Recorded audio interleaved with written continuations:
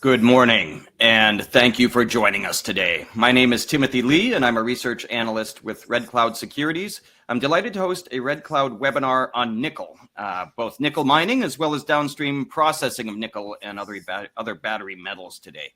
We will hear from Scott Williamson, Managing Director of Blackstone Minerals. During today's webinar, he will provide an overview and outlook. Then we will take questions. You can type your questions into the chat box at any time, and we'll get to as many as we can. Before we kick things off, first we need to discuss some fine print. During this Blackstone webinar, forward-looking statements may be made. I would direct listeners to the company's forward-looking statements disclosure outlined in the Blackstone corporate presentation, and that can be found on the company's website, blackstone.com.au. For Red Cloud Securities, Inc., I would highlight that this webinar is for information purposes only. It should not be considered a solicitation or recommendation to buy or sell securities. We note that this call does not consider the particular situation or needs of individual investors. Participants should rely on their own investigation and seek their own professional advice before investing. Please see our most recent research located on the Red Cloud website for specific disclosures pertaining to Blackstone. So we have Blackstone presenting today. Blackstone is focused on projects in Vietnam. This includes both a past-producing mine that they're looking to bring back into production, as well as a downstream refinery project. Blackstone's ticker is BSX on the ASX. With that, I now turn it over to Scott to update our audience on the company. Thanks, Timothy. Thanks to Red Cloud for the opportunity to present today. So as Tim said, we're looking to restart the previously operated Banfuk nickel mine. It operated between 2013 and 2016, and it went into care and maintenance when the nickel price was around $8,000 per tonne. So since we acquired the mine around 4 years ago now, we've drilled over 100,000 metres. We've defined a large-scale nickel sulphide ore body, around 500,000 tonnes of nickel in resource. And we've completed the scoping study and a pre-feasibility study. We've now started the definitive feasibility study, and we're looking to restart the mine with a large concentrator, but also build a downstream refinery that produces the chemical products required for the lithium-ion battery. So it is a vertically integrated mining and refining business. We've got abundant hydroelectric power in northern Vietnam. We do have a globally relevant nickel sulphide district. So we've got a number of ore bodies that we have defined, and we see many opportunities to discover more nickel sulphide. We've got a first quartile cost position from our initial study work, and we've got some of the lowest carbon footprint nickel in the industry. We're looking at a partnership model, really driving our partnerships based on the downstream partners, and looking to bring in downstream partners to help us with funding, but also with the technology required to produce the downstream products for the lithium-ion battery. Just a quick corporate snapshot. So we have, at the last quarter, we had $18 million. We also have a R&D rebate from the Australian government coming in the next week or so of $3.8 million. So total cash of sort of in the order of $18 to $20 million. We have listed investments of $8 million. So we have investments in other nickel developers, and the idea being is that those developers will supply nickel into our refinery over time. We have well supported by some large institutional investors, particularly Deutsche Balaton out of Germany, Fidelity, and Nanja out of Hong Kong. We've also got EcoPro, they're the largest cathode manufacturer in the world, board and management with 5%. You can see the board and management team. So Hamish Halliday and myself have been in the business from the start. We've just introduced Daniel Locker. He was the managing director of Western Areas for over 10 years. That was a very successful nickel mining business in Western Australia. And Alison Gaines, a corporate governance expert, and Dr. Frank, geologist. So, yeah, well supported by a strong board and management team. So you can see here we're located in the northern Vietnam region. We're located 5 hours west of Hanoi, and we're looking to build a mine and refinery. The mine is the Khoa Nickel Project, where we have a definitive feasibility study underway, a reserve of over 200,000 tonnes of nickel and resource of 485,000 tonnes of nickel. This is a disseminated nickel sulphide, large-scale open pit, and we have a number of small underground mines to complement the large open pit mine with a low strip ratio of 3:1. Abundant hydroelectric power really drives strong ESG credentials. The refinery is where we're looking to produce downstream products for lithium-ion batteries. So we're looking to convert nickel concentrate from our mine and also from third-party feed providers, convert that into the NCM 811 product, which is a precursor product for the lithium-ion battery for the cathode, for a high nickel cathode. And you can see we do have interest in other nickel mining companies across the ASX and TSX. So this is our business model. We have the upstream business, which is where we will produce nickel concentrate. We'll also bring in third-party concentrate feed from groups like Trafigura and other nickel trading houses. We have those investments in the 3 different nickel developers, so 2 in Manitoba. The Monago asset, we own 7%, maybe even, I think it might be up to 10% on a fully diluted basis. Lynn Lake, which is Corazon, also in Manitoba, we own 17%. And the large-scale Wingelina deposit in Western Australia, we own 15%. So the idea being is that those nickel developers will one day be feedstock partners and feedstock providers into our downstream refinery. The downstream refinery will convert nickel concentrate from our mine, and 50% of the feed will come from the Khoa Nickel Project. 50% of the feed will come from imports from areas like Australia and Canada. This is where we're looking to bring in the major players from the downstream lithium-ion battery industry. Those players will bring the funding required to produce and build the refinery, but also some of the technology required to produce that NCM 811 high nickel cathode product. One of the key differentiators with our business is the ability to produce the cleanest and greenest nickel in the industry, and that's driven by abundant renewable power in the northern Vietnam region, the ability to process sulphide nickel through a pressure oxidation hydrometallurgical flow sheet, also the ability to vertically integrate and minimize the transportation of intermediate products. So a full vertically integrated business in that northern Vietnam region. We've also looked at electric mining fleet in our pre-feasibility study phase, and we have a corporate commitment to ESG. So we're very focused on the ability to potentially build a net zero operation from day one. And this is becoming a real focus from the downstream players. So we're seeing that we are being approached by lithium-ion battery industry major players and OEMs because of this ability to produce a net zero carbon or very low carbon footprint nickel product. One of the benefits of operating in Vietnam is that abundant hydroelectric power. We also have very competitive labour costs. The labour cost is a third to a half of the cost of operating in China. We're seeing a lot of foreign direct investment in the region, particularly from South Korea and Japan. So this is a growth hub. We think that this is an area where there will be a significant amount of growth in the lithium-ion battery and electric vehicle space.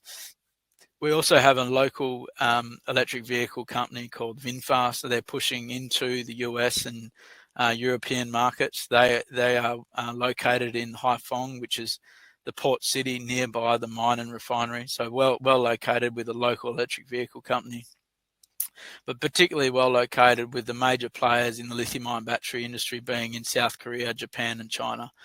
And so they are the areas of focus for our partnerships. Particularly, we've been focused on South Korea and the major players in South Korea. So you can see there, we're lucky. We've got a brownfield site, so a lot of good work done by the previous owners. They operated successfully. They looked after the local people, they looked after the environment. So we can leverage off that great work that's been done by the previous owners of this mine. And yeah, really looking to restart the mine and build that downstream refining business as well. So you can see here our nickel sulphate will be in the first quartile for the cost. So you can see that the competitors are really out of Indonesia. So majority of the world's nickel will be coming from Indonesia. We've got a much lower operating cost than those Indonesian operators. But most importantly, we have a lower carbon footprint. So we did a recent life cycle analysis with Minviro, analysing the greenhouse gas emissions from our project. So using the pre-feasibility study, we were able to achieve a 9.8 kilograms of CO2 per kilogram of PCAM, which is much lower than our peers in Australia, and particularly much lower than our peers in Indonesia. But we're not going to stop there at 9.8. We want to move towards net zero, and we've got a roadmap and a pathway to net zero. Through these initiatives, we think that we can move towards net zero and be one of the, if not the lowest carbon footprint green nickel product in the industry. So you can see here, this is the nickel sulphide district. So we've got a large scale resource, 130 million tonnes at 0.37 for 485,000 tonnes of nickel. A majority of that is in one ore body, which is the large scale Ban Phuc, and that's where the majority of our tonnes are located, which is 452,000 tonnes of nickel in that large resource. We've got some strong byproduct credits in copper, cobalt, and also the PGE, platinum, palladium, gold, rhodium, and the full suite of platinum group metals. We have a number of targets that we've tested. We've probably tested probably half of the 25 targets that are throughout our belt, and we've got and at the moment we've got two or three underground mines and one or two large open pit mines. So this is the large-scale Ban Phuc open pit. So it's a bulk open pit mine, low strip ratio, around 3:1, 10-year life of mine, producing around 18,000 tonnes per annum of nickel. So this is a large-scale open pit with grades around 0.4 to 0.45% nickel. From a nickel equivalent basis, even higher. So we've got really competitive grades on a global scale, low strip ratio. We've got the existing concentrator, which we've been using for our pilot plant phase, and because of that existing concentrator and that existing subsidiary business that's been operating for over 20 years, we've got strong in-country and government relations. So this is a flow sheet for our process. So looking to produce nickel concentrate, which is the conventional flow sheet, moving into a downstream pressure oxidation process. Pressure oxidation is a process that's been used in the industry since the 1960s. So it's a tried and tested technology. The other technology that's being used is solvent extraction, which has also been used throughout the base metals industry since the 1960s. So there's nothing novel or new about our process.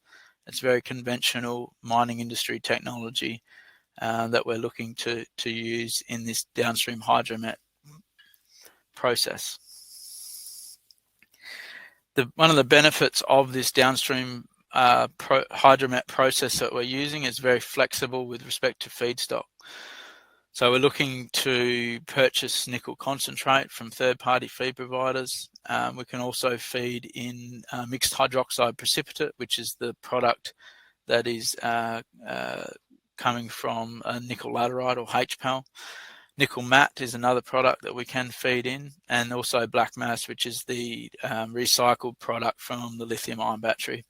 So a very flexible flow sheet. The ability to also feed products that are not suitable for the smelter industry. So the the stainless steel industry is built on smelter technology, which does not allow high arsenic, high MgO, or high talc products. Those products are more than capable of being used in our hydromet process. So the hydromet is very flexible with respect to feedstock, but particularly with respect to products that are not suitable for smelters. So we can see an opportunity to purchase nickel concentrates that are currently not economic or not suitable for the downstream stainless steel industry. We've recently completed our pilot plant phase, so we've did over 12 months of piloting, 1,800 hours of runtime, producing battery-grade nickel and cobalt sulfates, feeding in nickel concentrates from third-party partners like Trafigura, and also we produced a nickel concentrate from the Banfuk nickel mine. So we took a large bulk sample of the open pit ore body. We spent 6 months of mining underground there to take a bulk sample. We concentrated that in Vietnam and sent that to our pilot plant in Western Australia. The recoveries were better than we had expected, so we're getting greater than 97% recovery. And in the pre-feasibility study, we assumed 96%. So some great results. Most importantly, we now have battery-grade nickel sulphate and cobalt sulphate, which we can send to our downstream partners for testing purposes and to complete the negotiations on partnerships and offtakes. We also have completed a significant amount of piloting at the concentrator level. We've used the existing concentrator as a large-scale commercial pilot plant. We've also built a small-scale pilot plant in Vietnam for the concentrate as well. So some great results there from both the piloting at the mine and the refinery, upstream and downstream piloting.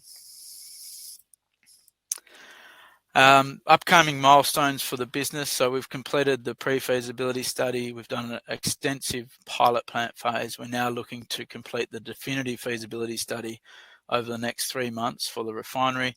And then later in the year, we'll complete the definitive feasibility study for the mine level. But really what it's all about, locking in the partners. Those partners will most likely come from South Korea. So we've had some very good discussions in recent times. We've spent the last 4 or 5 years traveling to South Korea, looking at those partnerships. So we're getting to the final stages of negotiations and discussions on those partnership structures.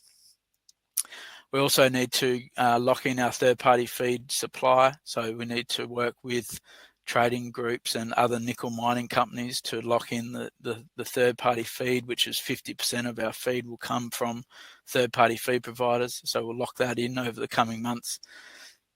And then we'll look to a final investment decision after also completing the debt phase. So the debt will be associated with those partnership negotiations, and we've had some good work done by the Korean Development Bank already. And we've got good indications that the debt will definitely be there as long as we can lock in the large scale downstream partners that are required. So yeah, it's a big year for us. It's all about locking in the partner, locking in the debt, completing the studies, and then looking into a final investment decision over the next 12 months. Okay, I think that's about it. I might hand back to Tim for some questions. Thanks for your time. Great. Thank you very much, Scott, for the informative presentation. I do have one correction to myself from earlier. I think I misspoke. The company's website is blackstoneminerals.com.au. I think I forgot the minerals part of that. I said it earlier. No worries. We'll now start the Q&A portion of the webinar. Just a reminder to everyone on the line that you can type your questions into the chat box at any time. We do have a few questions here. First, what kind of updates on progress can you tell us with regards to partnerships with battery companies? Yeah, so we we met with the South Koreans in January. So we had a trip to South Korea in January.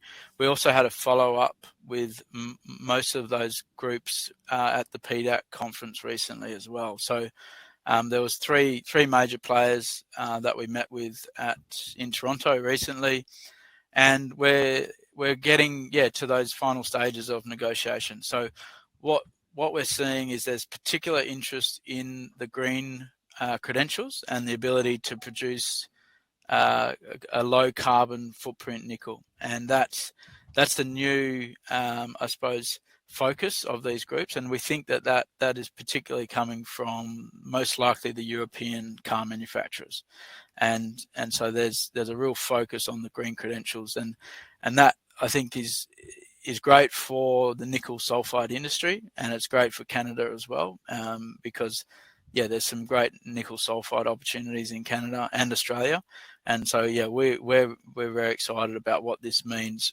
particularly for the Vietnam asset, but also for assets in jurisdictions like Manitoba, which also have abundant hydroelectric power. So it's a real focus that we're seeing, and so we're hoping to wrap up some of these negotiations and discussions over the coming months, and really bringing those to market, and that's what we're confident will re-rate the stock once we bring in those partners. Great. Another question here. What is the permitting process like in Vietnam, both for the mine and the refinery project? Yeah, so the permitting process is based on existing mining law. So the mining industry has been operating in Vietnam since sort of 1950s, 1960s.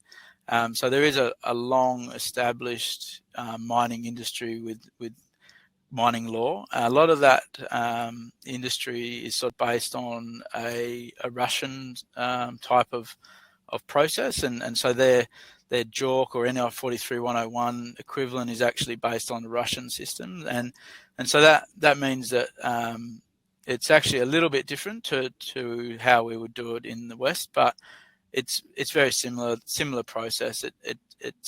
You have to complete your environmental impact assessment, your social economic baseline studies. So it's very similar from that perspective.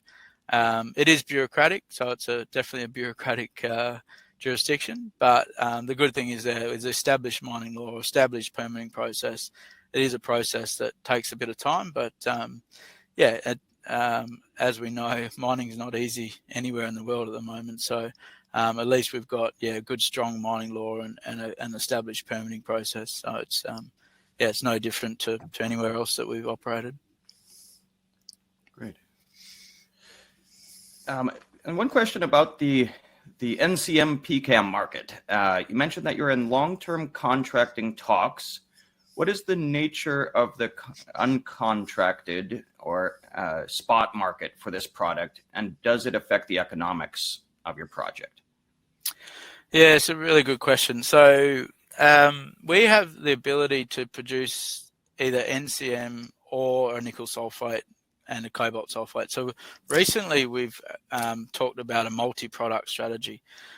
We have good, strong economics on a nickel sulphate product, but we have even stronger economics on an NCM 811 product. There is a spot market, so if you on the Shanghai metal market, you can see a spot price for these precursor products. But we would be looking to lock in long-term offtakes in the early years, and so we may have some of our products or some of our nickel going to nickel sulphate, some of it going to 811. Some of it might go to a 9.5.5. So it depends on the customer and what exactly they require for their battery. And so that's why that partnership is important. Once we lock in the partner, they'll say, okay, this is our preferred chemistry mix, and then we can modify the flow sheet to suit.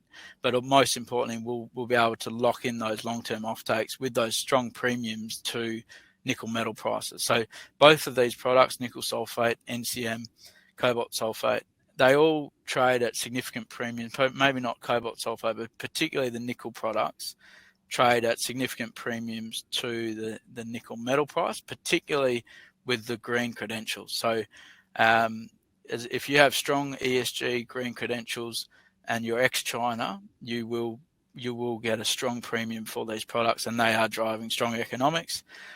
The interesting thing with our study is that even if the premium went to zero, we still have an economic project. So from a sensitivity analysis perspective, we've also looked at a zero premium, and we've still got an NPV positive project. So the premium, obviously, the higher it is, the better it is for the business. But we're confident that at today's levels, we've got a very economic project. Great. And one question here, I think you'd mentioned in some of the recent press releases, can you tell us more about alternative potential plans for the mine, for example, focusing on the higher grade deposits and utilizing the existing mill versus building the larger mill and the open pit mine? Yeah, so having that existing infrastructure, we do have the opportunity to low capex start the existing mine. The reason we're probably not focused on that is because our partners are large scale, and they're not going to, I suppose, allow us to sort of build this on a small scale. They want large scale, long mine life opportunities. The smaller ore bodies, unfortunately, are much smaller. They don't have the mine life. They don't produce as much nickel. But there is a bear case where we could turn it on and make some money. The problem also is that there is a tariff on nickel concentrate. So the Vietnam government is incentivizing downstream processing. And that's why we've always sort of focused more on going downstream. But if there was a bear case scenario, we definitely could turn it on and for very minimal capex, probably in the order of $10 or $20 million, we could start underground mining. The existing concentrator is already operating, so it'd be a small capex starter. But yeah, at the moment we're pretty confident the partners will come, and they'll want it bigger, much bigger than that current operation. Great. And one question here, you had mentioned, it's interesting that the hydromet plant could take concentrates that smelters don't necessarily take. Are there concentrates already available that you could potentially look to buying eventually here? Or are there projects out there that could now be unlocked? Yeah, so there's definitely the industry is smelter constrained, so we're confident that it is midstream constrained, and that is why we're getting such interest from the other trading groups, because they can see a great opportunity to trade nickel into our refinery, and that can be different types concentrates. It could be MHP, it could be nickel matte. So we also see a lot of opportunity for high arsenic and high MgO nickel concentrates, which are currently not suitable for the smelters, and because of that, I have struggled to produce economic mines. And so there's a number of these mines in Western Australia and throughout Australia that have deleterious elements like arsenic and MgO. And because of that reason, they've struggled to get developed. We're confident that if we were to partner with these groups, which we continue to talk to, that we could bring these products to market and help them develop their mines. Great. And one other question, I think you had looked at alternate potential sites for the hydromet facility. Can you tell us a bit more about the selection of the location for that, and what you've chosen, and what are the properties of that site? Yeah. So the original location of the refinery was put forward by the government of Sonla. Unfortunately, that site had river access for only half of the year. So we've now moved it closer, right on the river, which allows 12 months access through the river system. This allows us to remove trucking from the roads throughout the communities within Sonla province, which is the more mountainous region, allows us to keep the trucks away from the communities. So the last thing we want to do is have trucks sort of continuously driving through communities. So we can now use the barging through that Dar River system. There will be some trucking, but the trucking will be further downstream towards the city of Hanoi and Haiphong, but those roads are much larger scale roads and more suitable for trucking. So it's really focused on a better outcome for the communities, and now the Sonla government is definitely on board with that. So that allows us to keep the trucks off the roads and drive a lower cost as well. So the barging is a much lower cost and can potentially be a lower carbon footprint as well. Great. I think that's all the questions we have for today. I guess just one question that I would ask, just to kind of summarize and review, but what are the key milestones and what news might we expect to have from Blackstone over the coming weeks and months? Yeah, so we're hoping that the next big announcement is something with respect to partnerships. That is the one announcement that is the market is waiting for. The biggest problem we've had is as soon as we put out our study, which showed a very strong NPV, but also a fairly large capital requirement, then the market has I suppose, punished us because of the requirement for capital. Once we can prove that we've got the partners that allow us to fund and build this project, we're confident that the re-rate will come. So really, that's the announcement which we're looking to try and bring to the market as quickly as possible, and that's the one that's going to move the share price. The definitive feasibility study early in the middle of the year, that's another big announcement. So converting that pre-feasibility study to a final definitive feasibility study. So that'll be in mid-year as well. So they're the two big announcements coming over the next 3 months. Great. Well, I'd like to again thank Scott Williamson for presenting today. And thank you everyone on the line for tuning in. Just a reminder that Red Cloud Securities will be back next Tuesday when our webinar series continues with Seabridge Gold presenting March 28th at 2 p.m. Eastern Time. Have a great rest of your day.